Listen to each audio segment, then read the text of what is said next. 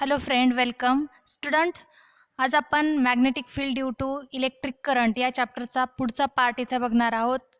Today we will discuss about this point magnetic induction near a straight infinitely long current carrying wire.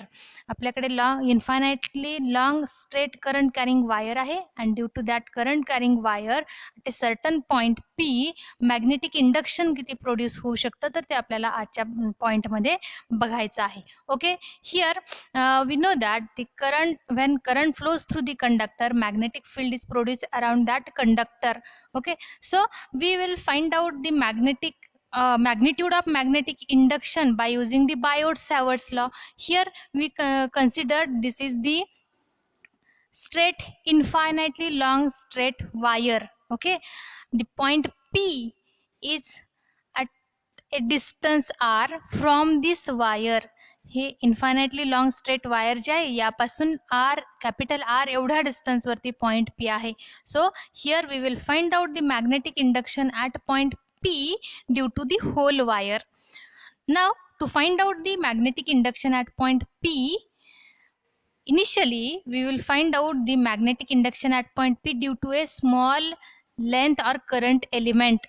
ठीक आहे, तो आपला current element काय असेल, I D L bar. ह्या small current element through या point P वरती produce होणारं मॅग्नेटिक इंडक्शन आपण फर्स्टली फाइंड आउट करूयात बाय युजिंग बायोट-सॅवर्ट्स लॉ. आणि काय आहे तो formula, here we have the formula D B bar equal to mu 0/4 pi I into D L bar cross R bar divide by R cube. Okay, हा आपल्या Biot Savart's law through आपल्याला माहिती आहे की if we have small length element then the magnetic induction due to that small length element at a certain distance at the point P तर कसं असणार आहे, तर आपल्याला हा पॉईंट भेटेल D B bar equal to mu 0/4 pi I D L bar cross R bar divide by R cube. And the magnitude of this is D B equal to mu 0/4 pi into I D L sine of theta upon R cube. असा तुम्हाला इथं formula असणार आहे. Okay, now here we observed the magnetic induction, magnitude of magnetic induction due to a small length element. ठीक आहे, small length element through produce होणार magnetic induction आपण इथं फाइंड आउट केलेलं आहे. आणि ते magnetic induction at point P जे प्रोड्यूस झालेलं असेल दॅट इज द बी. हा magnetic induction, direction of the magnetic induction is perpendicular to the plane of this diagram. हे जे डायग्राम ज्या प्लेनमध्ये आहे त्या प्लेनला मॅग्नेटिक इंडक्शन हे कसं असेल, परपॅन्डिक्युलर असणार आहे. And that magnetic induction is perpendicular as well as directed inward to this board or the paper. Okay, ते आपण या सिम्बॉलने रिप्रेझेंट केलेलं आहे. ओके, म्हणजे मॅग्नेटिक इंडक्शन इथं प्रोड्यूस होतं आहे त्याचं डायरेक्शन आपण इथं डिसाईड केलेलं आहे. कसं, ॲज युजल आपण यूज केलेला आहे right hand rule. Okay, right hand रूलचाच यूज करून आपण हे डायरेक्शन इथं डिसाईड केलेलं आहे. आणि डायरेक्शन ऑफ मॅग्नेटिक इंडक्शन कसं मिळेल, that is perpendicular to the plane and directed inward. अशा पद्धतीने magnetic induction at point P असणार आहे. मग due to the small length element we observe the magnetic induction D B at point P and direction of this magnetic induction is perpendicular and directed inward to the plane. Then the magnetic induction of the whole or half length of this wire, या वायरची जी half length आहे या half length ज्या यावरती जे काही length element आपल्याला create होतील तर त्या ऑल लेंथ एलिमेंट थ्रू या पॉईंट पी वरती प्रोड्यूस होणारं जे काही मॅग्नेटिक इंडक्शन असेल सेम डायरेक्शनमध्ये आपल्याला ऑब्झर्व होणार आहे. ठीक आहे, मग जर here we can calculate the magnetic induction due to the half wire. Half wire जी आहे ही टोटल इन्फायनाइट लॉंग वायर जी आहे त्यातला हाफ आपण पार्ट याच्यामधला कन्सिडर केला तर हाफ लेंथ थ्रू जे इंडक्शन प्रोड्यूस होईल that induction can be calculated by integrating this formula.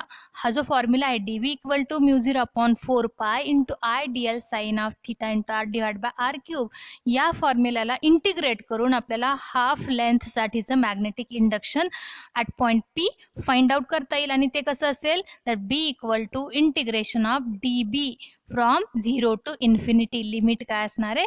0 to infinity हे लिमिट असणार आहे. मग जर half length through B equal to integration of D B अशा पद्धतीने आपण मॅग्नेटिक इंडक्शन कॅल्क्युलेट करू शकतो. तर remaining half part is also produce the same magnetic induction at point P. जो रिमेनिंग हाफ पार्ट असणार आहे त्या वायरचा, तर त्या रिमेनिंग हाफ पार्ट थ्रू सुद्धा या पॉईंट पी वरती सेम मॅग्नेटिक इंडक्शन प्रोड्यूस होणार आहे. म्हणजेच बाय इंटिग्रेटिंग दिस इक्वेशन जे आपल्याला मिळेल तेवढंच मॅग्नेटिक इंडक्शन प्रोड्यूस होणार आहे. आणि डायरेक्शन सुद्धा कसं असेल? सेम असेल, perpendicular to the plane and directed inward. Okay, so here we can calculate the total magnetic induction or magnitude of magnetic induction at point P due to straight infinitely long current carrying wire. ही जी infinitely long current carrying wire आहे त्या whole current carrying coil or current carrying wire through या point P वरती produce होणारा magnetic induction आपण find out करू शकतो. कसं होईल मग? B equal to 2 into integration of dB and limits from 0 to infinity. या इंटिग्रेशनचं लिमिट काय असेल? 0 टू इन्फिनिटी एवढं हे लिमिट असणार आहे. Now we can put out the values in this equation. या इक्वेशनमध्ये या व्हॅल्यूज आपण इथं सबस्टिट्यूट करूयात. Here μ0/4π is constant, 2 is also constant. So formula become as such b equal to 2 into μ0/4π into integration of I dl sin of theta upon r square. ठीक है. So limit from 0 to infinity. Now here we calculate the value of r square. या r square ची value आपण calculate करू शकतो. and also we find out the value of sin of theta. कशावरून? By using this diagram. या डायग्रामच्या मदतीने आपण R square and sine of थिटाची व्हॅल्यू फाइंड आउट करू शकतो. हिअर बघा, हे तुमचा डिस्टन्स आहे R. Here we consider this distance is L. Now this is the hypotenuse, that distance is R. Okay, इथं हा जो हे जे पॉईंटला आपण जोडणारी वायर ही जी लेंथ आपण इथं ड्रॉ केलेली आहे. Okay, this line makes the angle theta with the wire. वायरशी ही लाईन काय अँगल क्रिएट करते? थिटा. म्हणजे हा रिमेनिंग अँगल काय असणार आहे? Pi minus theta. But when we take this sine of pi minus theta, we know the relation is as such. Sine of pi minus theta is equivalent to sine of theta. ठीक आहे, pi minus theta is equivalent to किती असणार आहे? Sine of theta असणार आहे. So we take the ratio sine of theta equal to capital R divide by R. Capital R divide by R. तर R तुम्हाला मिळालेला आहे. कसा काढला आपण? सिंपल पायथागोरस थिअरम आपण इथं यूज केलेला आहे. R square equal to L square plus capital R square. म्हणजेच आर काय असेल? Under root of L square plus capital R square. Okay, आणि मग त्यानंतर आपण साइन थिटा इथं फाइंड आउट केला. Sine of theta equal to R divide by small R. Opposite side divide by hypotenuse. मग आरची व्हॅल्यू आहे इथं डिवाइड बाय स्मॉल आरची व्हॅल्यू आपण फाइंड आउट केली आहे. व्हॅल्यू सबस्टिट्यूट केली. Under root of L square plus capital R square. Now we can substitute this values R small R and sine of theta. यांच्या दोघांच्या values आपण या इक्वेशनमध्ये सबस्टिट्यूट करूयात. काय होईल? B equal to μ0I into R divide by 2π. हे 2π कसं आलं? या 2ने 4ला डिवाइड झालेलं आहे. सो इथं 2π राहिलेलं आहे. आय आपण बाहेर घेतलेला आहे, तो कॉन्स्टंट आहे, त्याला इंटिग्रेशन होणार नाही आहे. मग आरसुद्धा जो आहे कॅपिटल आर जो इथं आलेला आहे हा. ओके, काय व्हॅल्यू आपण सबस्टिट्यूट केली? साइन थिटाची. Capital R divide by under root of L square plus R square इथं सबस्टिट्यूट केलेले असणार आहे. आणि आर स्क्वेअरची ही व्हॅल्यू सबस्टिट्यूट केली. त्यातला आर आपण बाहेर घेतलेला आहे कारण तो चेंज होणार नाही आहे, त्याला इंटिग्रेट होणार नाही. मग ज्याला इंटिग्रेशन अप्लाय होणार नाही त्या व्हॅल्यू आपण बाहेर घेतलेलं. μ0I R divide by 2π. Integration फक्त अप्लाय होईल dl divide by under root of L square plus capital R square into L square plus capital R square. तर इथं काय पॉवर असणार आहे? 1/2 आणि इथं पॉवर असेल 1. म्हणजे दोघांचं मिळून काय होईल? पॉवर 3/2. ओके, कॉन्स्टंट व्हॅल्यू तशाच येतील. B equal to mu 0 I R divide by 2 pi. Integration limit runs from 0 to infinity आहे तेच. dl divided by l square plus r square raised to 3/2. Now we can integrate this value. हे आपण integrate करणार आहे. By integrating this we get the integration answer 1/r². याचं integration जे आहे हे किती भेटेल 1/r². हे सॉल्व करून बघा. आपले इंटिग्रेशनचे रूल्स जे आहेत ते फाइंड आउट करा आणि ते अप्लाय करा याला आणि त्यावरून इंटिग्रेट करून पाहायचं आहे. ओके, आणि याचा आन्सर येतं 1/r². So r² and r get cancelled and we get the formula b equal to μ0 I upon 2πr. Okay, म्हणजेच काय मिळालं तुम्हाला.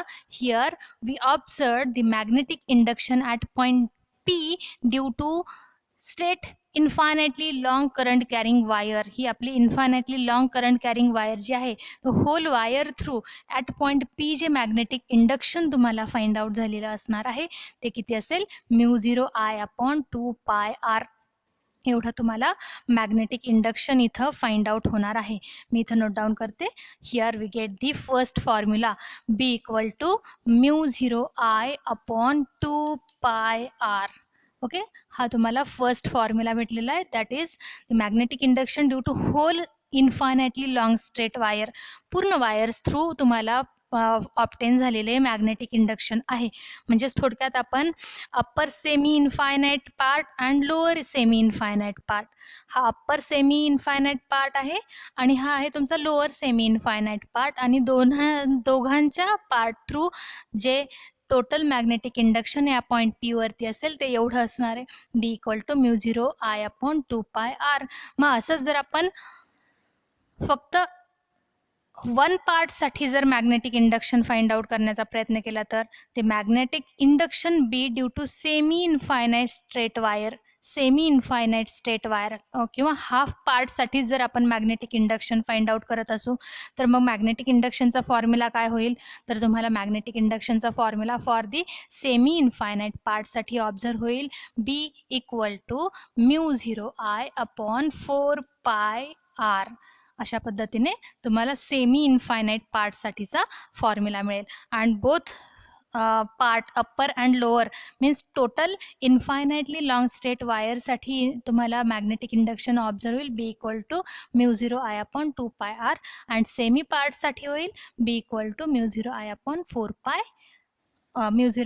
4π कॅपिटल R. अशा पद्धतीने तुम्हाला इथं फॉर्म्युला फाइंड आउट होणार आहे. Okay, so here we can find out the formula for the magnetic induction near a straight infinitely long current carrying wire. हे आपल्याकडे इन्फायनाइटली लॉंग स्ट्रेट वायर जे आहे त्यापासून काही सर्टन डिस्टन्सवरती जर आपण पॉईंट कन्सिडर केला आहे तर त्या पॉईंट P वरती असणारं मॅग्नेटिक इंडक्शन आपण अशा पद्धतीने इथं फाइंड आउट केलेलं आहे. ओके, तर मग आपण या पॉईंटपर्यंत इथे थांबूयात. Okay student, thank you.